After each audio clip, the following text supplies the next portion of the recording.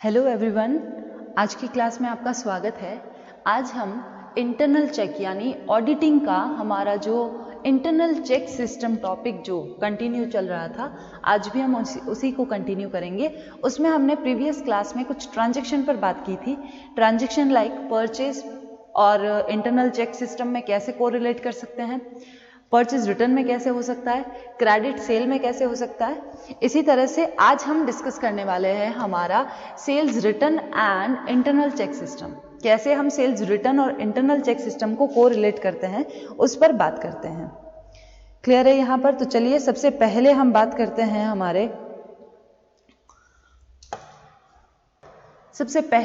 करते हैं कि सेल्स रिटर्न होता क्या है। कभी कभी क्या होता है कि हम कस्टमर को जो सामान बेचते हैं, यानी जो गुड्स हमने कस्टमर को सेल की है, कस्टमर उस गुड्स को वापस लौटा देता है।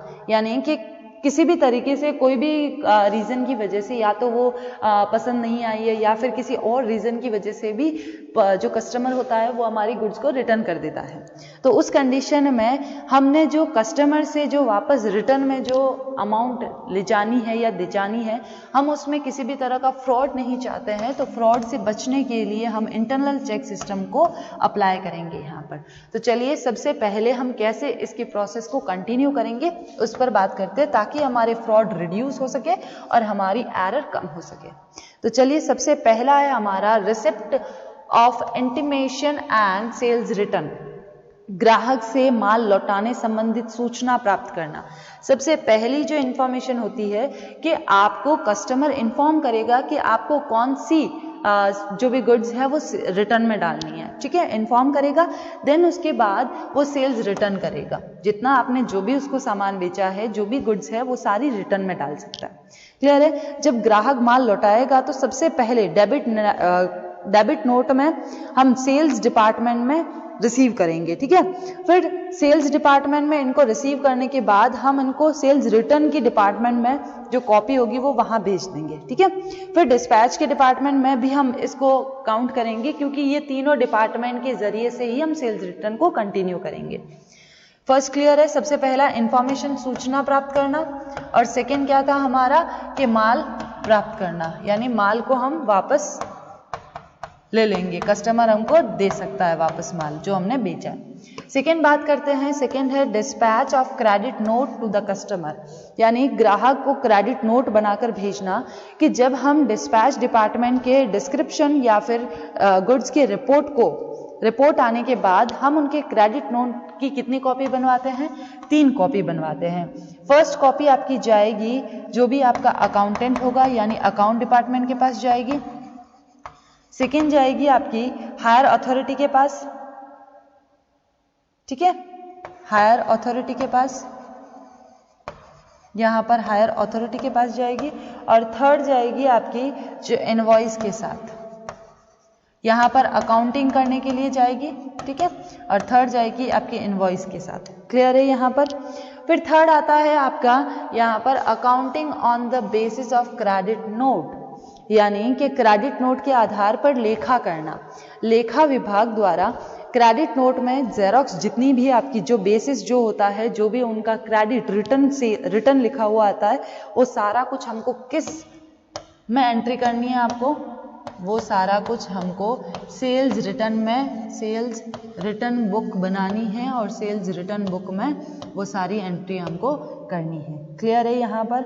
और क्रेडिट नोट का जो नंबर है, यानी कि क्रेडिट नोट का क्या लिखना है हमको? नंबर, और उसकी जो डेट है वो लिखनी है। क्लियर है यहाँ पर? तो ये सिंपल सा प्रोसेस था हमारे सेल्स रिटर्न का, कि सेल्स रिटर्न में अगर आपको फ्रॉड और आपको एरर कम करने हैं, तो अगर आप इस तरह की प्रोसेस यूज करते हो, इस तरह से अपने सेल्स रिटर्न को कंडक्ट करवाते हो, तो आपके डेफिनेटली एरर और फ्रॉड कम होते जाएंगे। क्योंकि जनरली इंटरनल चेक का मीनिंग ही यही होता है हमारा, कि इंटरनल चेक का मतलब है कि एक का काम दूसरा चेक करे और ऑटोमेटिक ही हमारी जो भी एरर है हम उनको रिड्यूस करें। क्लियर है यहाँ पर बात? अब बात करते हैं हम अपने कैश रिसिप्ट की। ये तो हमारा सेल्स रिटर्न ट्रांजैक्शन था। अब हम बात करते हैं कैश की। Cash transaction and internal check system. Clear है?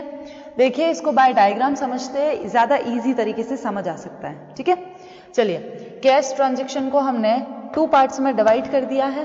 चलिए ये हमारा 2 पार्ट्स हो गया। इसको समझने के लिए, क्योंकि कैश ट्रांजैक्शन सबसे बड़ा ट्रांजैक्शन होता है एक फर्म के लिए, सबसे पहला आपका जो ट्रांजैक्शन आता है उसमें वो आता है आपका कैश रिसिप्ट। ठीक है, वो सबसे पहला आपका ट्रांजैक्शन आता है। और दूसरा जो ऑपोजिशन में आता है वो है आपका कैश पेमेंट। कैश का हम 2 ही तरीके से यूज करते हैं, या तो हम कैश को रिसीव करते हैं या फिर हम कैश का पेमेंट करते हैं कैश में।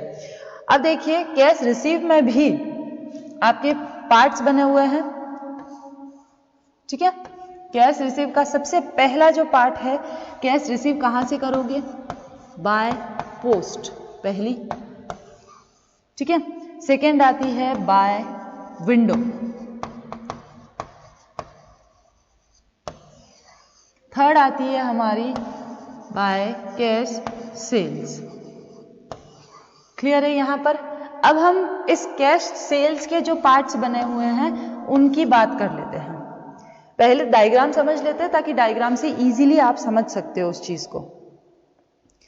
चलिए अब कैश सेल्स की बात कर लेते हैं। यहां पर कैश सेल्स में सबसे पहली जो सेल्स आएगी वो आएगी आपकी,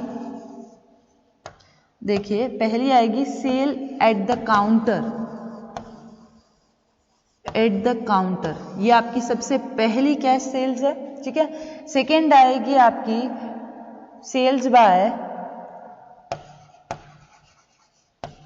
सेल्स बाय ट्रैवलिंग एजेंट। ठीक है, ये आपकी सेकेंड है। और थर्ड आएगी आपकी पोस्टल सेल्स। ठीक है, ये आपका एक कैश ट्रांजैक्शन का हमने एक डायग्राम बनाया है जिसके जरिए आप इजीली समझ सकते हो कि आज हमको क्या क्या पढ़ना है। ठीक है, तो चलिए स्टार्ट करते हैं हम सेल्स में। ठीक है, इसके भी बहुत सारे सब पॉइंट्स हैं, तो चलिए सबसे पहला हम इस पूरे डायग्राम को समझते हैं। सबसे पहले हम कैश रिसिप्ट को पढ़ते हैं। कैश रिसिप्ट, ठीक है, होता क्या है इसको देख लेते हैं। जब हम कैश रिसिप्ट की बात कर ही रहे हैं तो हमको सबसे पहले हमको ये समझना होगा कि कैश रिसिप्ट होता क्या है। कैश रिसिप्ट के लिए हमें इंटरनल चेक, हमारी सिस्टम जो है वो ऐसी होनी चाहिए जिससे हम क्विकली हमारा ट्रांजैक्शन करके हम क्या कर सके, उसमें अकाउंटिंग उसकी कर सके। ठीक है, अकाउंटिंग हम कर सके उसकी और हम अपने अकाउंटिंग के साथ जितना पैसा आता है उतना सीधा ही हम जितना रिसीव किया है वो सारा का सारा हम क्या करें, अकाउंटिंग सिस्टम में डाल दें। अब हम इसमें सबसे पहली जो हमारी मेथड थी वो थी बाय पोस्ट। बाय पोस्ट कैसे होता है देखिए ना, देखो यदि डाक द्वारा अगर कोई भी कैश, चेक, हुंडी, यानी कौन कौन से डॉक्यूमेंट है यहां पर, कैश, चेक, हुंडी, ड्राफ्ट, अगर ये डॉक्यूमेंट आपके बाय पोस्ट आते हैं तो इनको खोलने का अधिकार सिर्फ कौन ओपन कर सकता है? इनको ओपन कौन करेगा?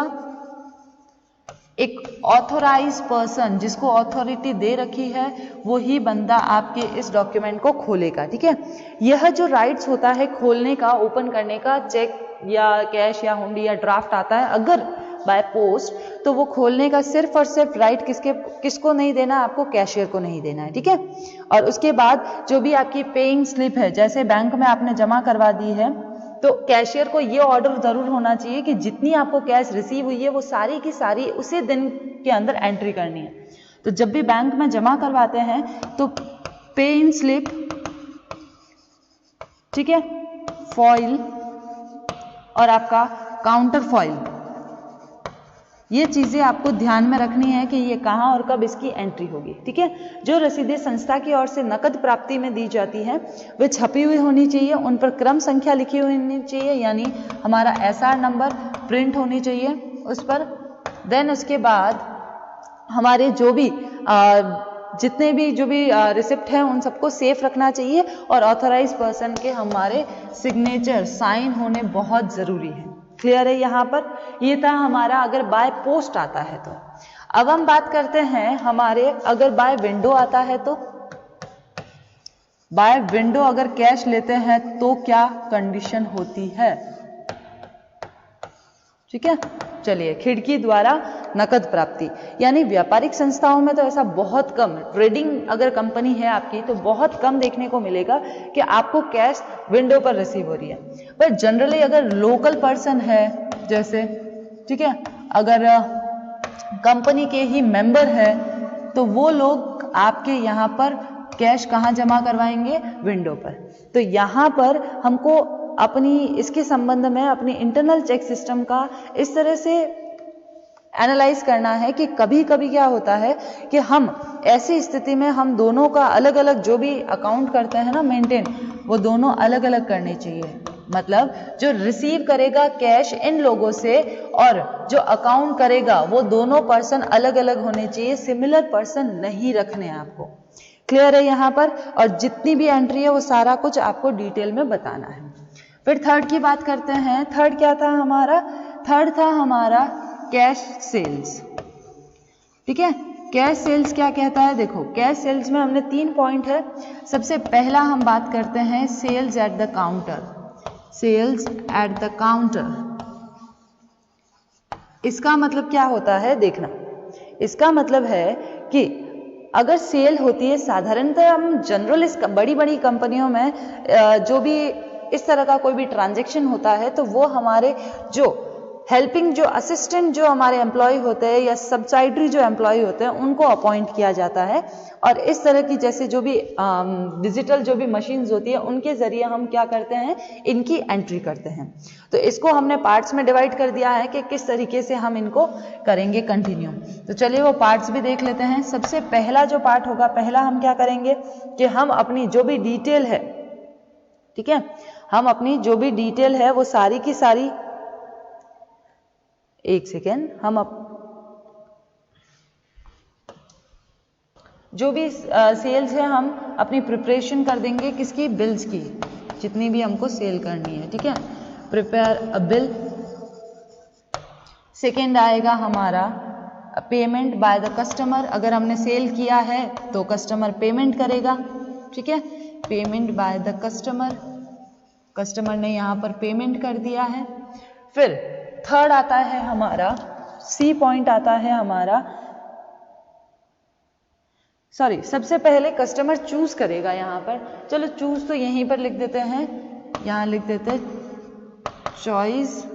ठीक है, choice and preparation of bills. फिर सेकेंड आता है हमारा पेमेंट बाय कस्टमर। फिर थर्ड आता है हमारा delivery of goods to the customer. ठीक है, तो अगर आपका कि at the gate duty packed good is available on the customer who can deliver by showing the cash receipt from the employ at the gate who records the delivery and goods outward registered. यहाँ पर delivery हो गई है तो आपको जो register है उसको मेंटेन करना है। देन उसके बाद आपका आता है नेक्स्ट पॉइंट है कि checking the sales and the day and accounting. Day check करना है एंड अकाउंटिंग करनी है आपको। ठीक है, उसी दिन की जिस दिन आपने सेल्स किया है। क्लियर है यहाँ पर? फिर सेकेंड जो हमारा पॉइंट आता है, ये देखिए, ये डायग्राम में सेकेंड पॉइंट क्या था हमारा? क्या सेल्स पढ़ रहे थे? First sale by the counter हो गया। सेल बाय द काउंटर में हमने 5 पॉइंट पढ़े। उसके बाद अब पढ़ते हैं सेल बाय ट्रैवलिंग एजेंट, यानी sale by travelling agent. Clear है? ये क्या होता है? देखो, ट्रैवलिंग एजेंट के 2 काम होते हैं। सबसे पहला recovery the cash and second marketing of the product, एक सेकेंड क्या था, मार्केटिंग ऑफ द प्रोडक्ट। जब भी सेल्स, इसके लिए वो सैंपल भी साथ ले जा सकता है, ठीक है।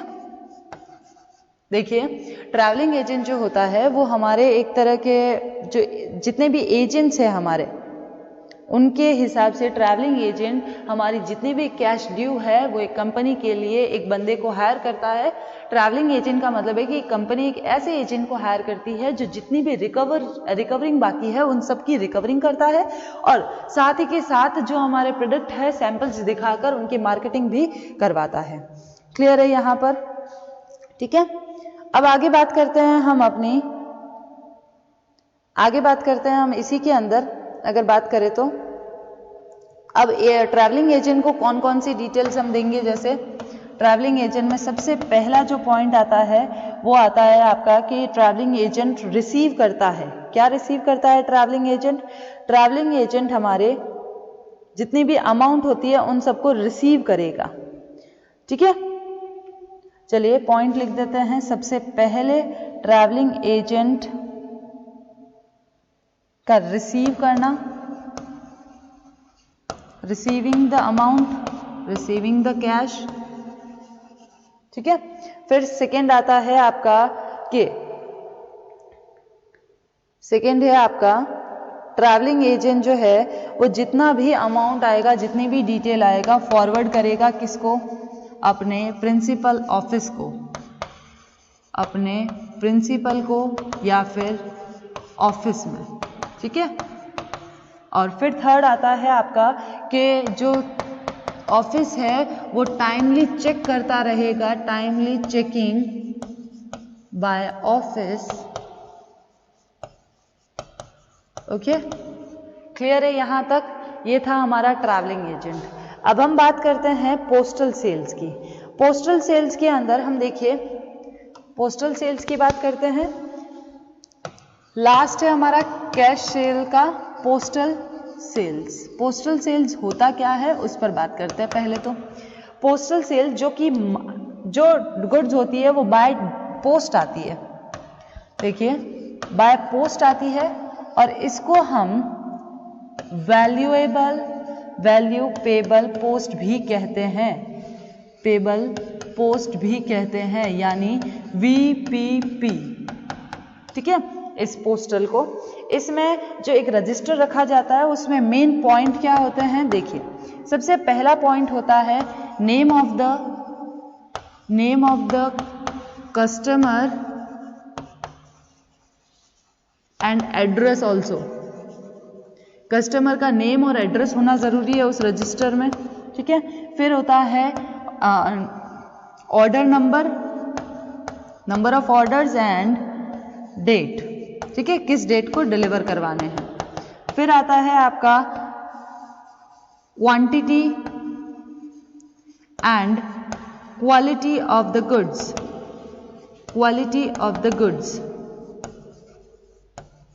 ठीक है। फिर आपका आता है इसमें प्राइस, एंड लास्ट आता है आपका dispatching date and information. Clear है यहां पर? तो ये था हमारा पोस्टल सेल। तो देखिए पोस्टल सेल में हमने, पोस्टल सेल एक सेल की तरह सेल होता है जो बाय पोस्ट किया जाता है। इसमें हम एक रजिस्टर को मेंटेन करते हैं, उस रजिस्टर में हम इन सारी पॉइंट्स के बारे में, ये सारे पॉइंट्स हम उस रजिस्टर में लिखते हैं। सबसे पहला था आपका name of the customer and address also, second था order number and dates, third था हमारा quality and quantity of the goods, fourth था प्राइसिंग, एंड फिफ्थ था डिस्पैचिंग का डेट और उसका इंफॉर्मेशन। तो ये हमारा जो एक पार्ट जो है ना, यहाँ पर कैश रिसिप्ट का जो पार्ट है वो यहाँ पर कैश ट्रांजेक्शन में कैश रिसिप्ट जो है वो कंप्लीट हो चुका है। क्लियर है? अब हम जब नेक्स्ट क्लास में बात करेंगे वो होगा हमारा कैश पेमेंट। क्लियर है? कैश पेमेंट पर बात करेंगे हम कि कैसे कैश पेमेंट को कन्वर्ट करते हैं, कैसे कैश पेमेंट को इंटरनल चेक सिस्टम के साथ रिलेट करते हैं। तो आज की क्लास हम यहीं खत्म करते हैं, नेक्स्ट क्लास में कैश पेमेंट के साथ मिलते हैं। Thank you.